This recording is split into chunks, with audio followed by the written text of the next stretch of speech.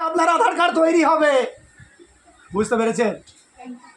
আপনি স্বর্গরাজ্যের প্রজা, ওখানেই আপনার আধার কার্ড আছে, ওখানে আপনার ভোটার কার্ড আছে।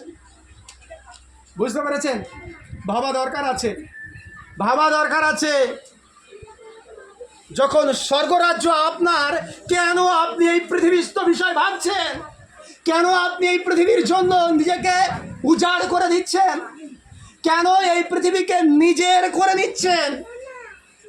প্রিয়জনেরা, ভাবুন, চোখের জল মুছুন, জেগে থাকুন।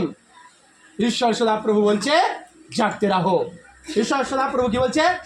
জাগতে রাহো, জেগে থাকো, কারণ আমি আসবো, তোমাকে নিয়ে যাব আমার সেই স্বর্গরাজ্যে, যেখানে তুমি অনন্তকাল আমার সঙ্গে বিরাজ করবে, আমার সঙ্গে তুমি অনন্তকাল বসতি করবে, যেখানে তুমি আমার সঙ্গে গমনাগমন করবে, যেখানে স্বর্গদূতেরা তোমার সেবা করবে। আমেন। আমি সেই স্থান তোমাকে দিতে চাই, আমি সেই জায়গা তোমাকে দিতে চাই। সুতরাং জেগে থাকো, দিয়াবলের প্রতিরোধ করো, আর নিজের বাক্যে স্থির থাকো। আমিত্বকে ভুলে যান, বলুন আমার জীবনে যা আছে প্রভু তোমার, আমার জীবনে যা আছে প্রভু তোমার। ঈশ্বরের রাজ্যকে বৃদ্ধি করুন, ঈশ্বরের বাক্যকে মুখে মুখে রাখুন।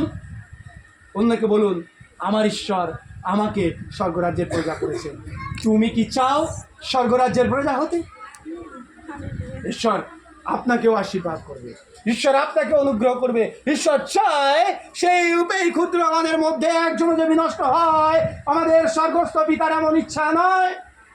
ঈশ্বর চায় না এই পৃথিবীর একটা প্রাণও বিনষ্ট হয়। সদাপ্রভু চান যেন প্রত্যেকজন একসঙ্গে দল বেঁধে দলে দলে সেই স্বর্গরাজ্যে প্রবেশ করতে পারে। প্রিয়জনেরা, ঈশ্বর চায় না ওই নিভে যাওয়া তারাটির মতো, যাকে বারবার নিভিয়ে দেওয়া হচ্ছে, সে বারবার জ্বলতে চাইছে কিন্তু বারবার সে নিভে যাচ্ছে।